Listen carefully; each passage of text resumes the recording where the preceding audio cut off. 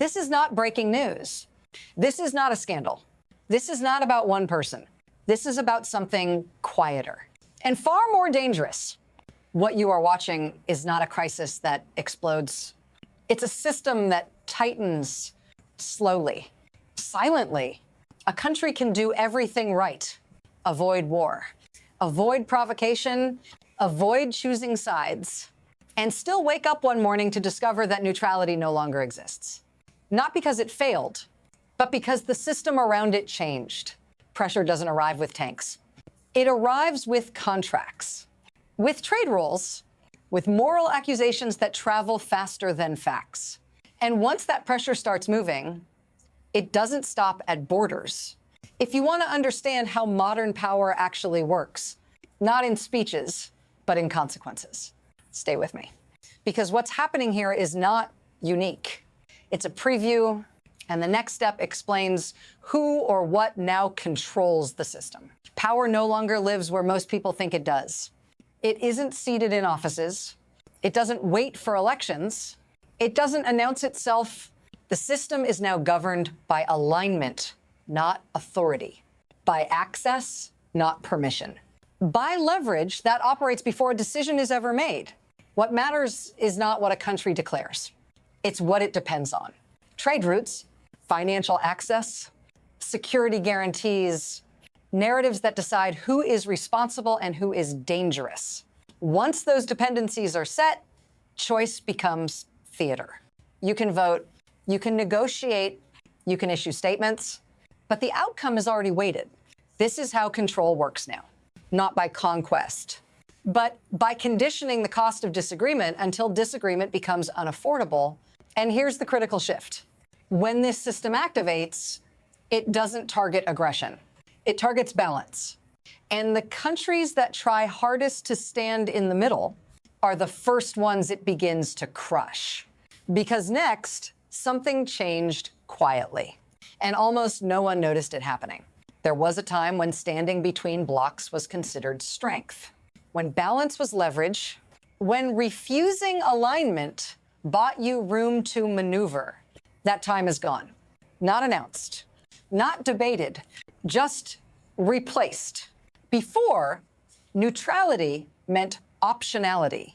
Now, it signals vulnerability because the system no longer asks what you believe. It measures how exposed you are. Slow changes made this possible. Trade frameworks rewritten as compliance tools, security cooperation blurred into expectation, moral language repurposed into pressure. None of it felt dramatic. That's why it worked. Each adjustment seemed technical, temporary, rationale, but stacked together, they rewired the rules. In this new environment, delay is interpreted as defiance. Balance is read as obstruction. Silence becomes a statement someone else fills in for you. This is the dangerous part. By the time a country realizes the rules have changed, it's already being judged by them. And once that judgment begins, it looks for proof, which is why the next moment matters, because the system always tests its power with a shock. The shock didn't arrive as an ultimatum. It arrived as activity. Ships moving, schedules confirmed, exercises framed as routine. Nothing illegal, nothing unprecedented, nothing on paper that justified panic. And yet the reaction was immediate. Suddenly, statements hardened. Warnings sharpened. Economic language replaced diplomatic language. What looked like coordination on the surface was interpreted elsewhere as alignment. And that distinction matters because in this system, intent is irrelevant. Only perception moves markets, policies, and consequences. The moment cooperation became visible, it triggered a response chain that had been waiting. This wasn't about the ships. It wasn't about drills. It wasn't even about security. It was about signaling.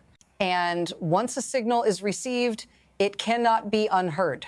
If you're wondering why a single controlled action can provoke outsized consequences, stay with me, because this is where the costs begin to surface. Not all at once. not dramatically, but through something far more destabilizing. The system starts collecting payment. Here's the part most people never see. The system doesn't punish through collapse. It punishes through distribution. Costs are carefully assigned. Benefits are quietly concentrated. Pressure is applied upstream, but absorbed downstream.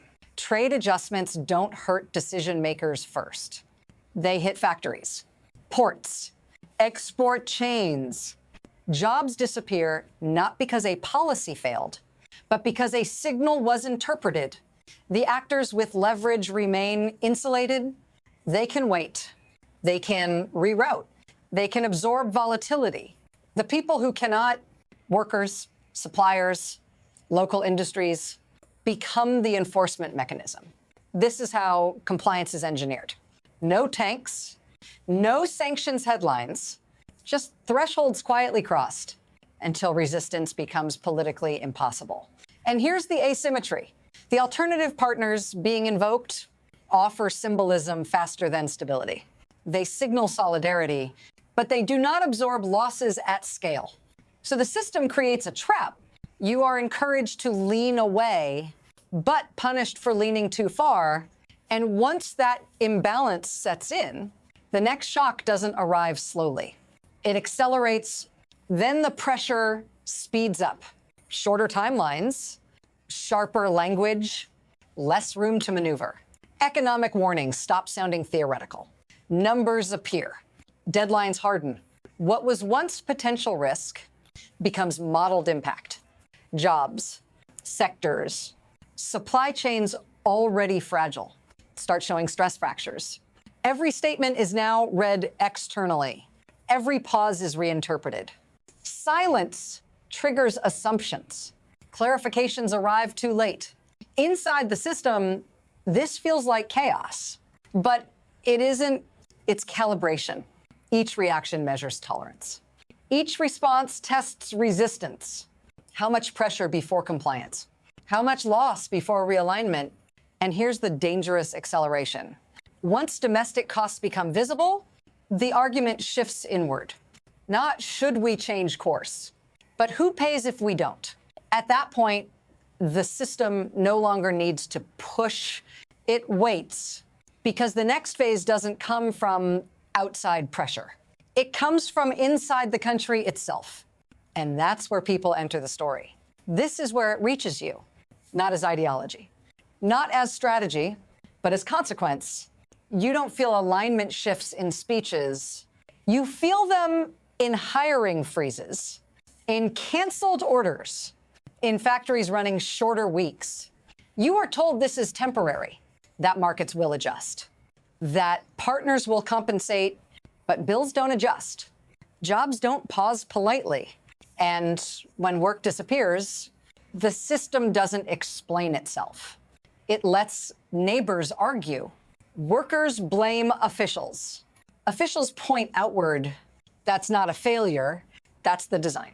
Because once pressure becomes personal, foreign policy turns domestic. And here's the emotional trap.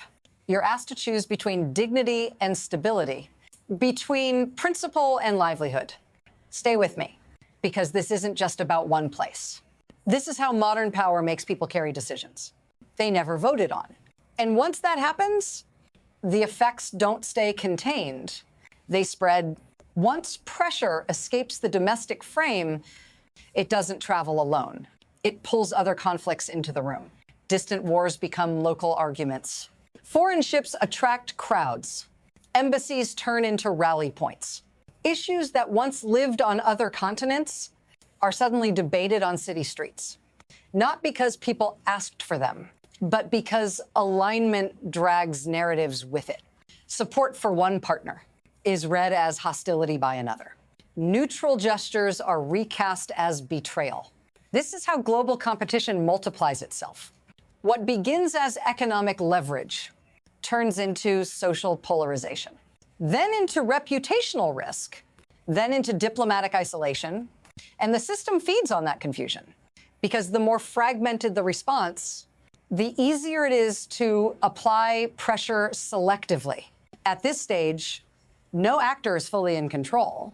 Not governments, not allies, not even the blocs applying pressure. Momentum takes over. And when momentum replaces strategy, outcomes become harder to predict and easier to regret. Which brings us to the most dangerous moment, the point where the future stops being planned and starts being forced. From here, the system opens three paths. None of them are clean. The first is adjustment. Quiet recalibration, language softened, signals blurred just enough to reduce pressure. Nothing is admitted, nothing is reversed. But the cost is paid slowly through compromise that never makes headlines. The second path is erosion. Prolonged strain, partial losses normalized over time, jobs disappear, but not all at once. Markets shrink, but unevenly. Institutions adapt by lowering expectations. Stability survives, but thinner, more fragile. The third path is rupture, a misread signal, a symbolic move taken too far, a reaction chain that closes options instead of narrowing them. At that point, choice collapses into reaction. Economic pressure hardens into isolation. Alignment stops being debated and starts being enforced. Here's the problem. The system doesn't announce which path you're on until you've already committed to it. And once acceleration begins, slowing it requires leverage that middle powers rarely have. So the future isn't decided by intention. It's shaped by timing. And timing is where the system is least forgiving. There's a temptation at the end of stories like this to look for reassurance, for balance to return, for systems to correct themselves. This one doesn't promise that, because the danger here isn't collapse, it's normalization. When pressure becomes routine, when alignment is assumed, when choosing nothing is treated as choosing wrong, that's when the system locks in, not through force, through habit. And once that happens, the next country doesn't need to make a mistake to face the same squeeze. It only needs to matter. This is why what you're watching isn't local. It isn't temporary, and it isn't resolved. It's a warning signal from a system that no longer tolerates the middle. If you want to understand where this pressure goes next, who absorbs it, who resists it, and who disappears between the blocks, you need to keep following the trail. Because the next case won't look identical, but the mechanism will be the same.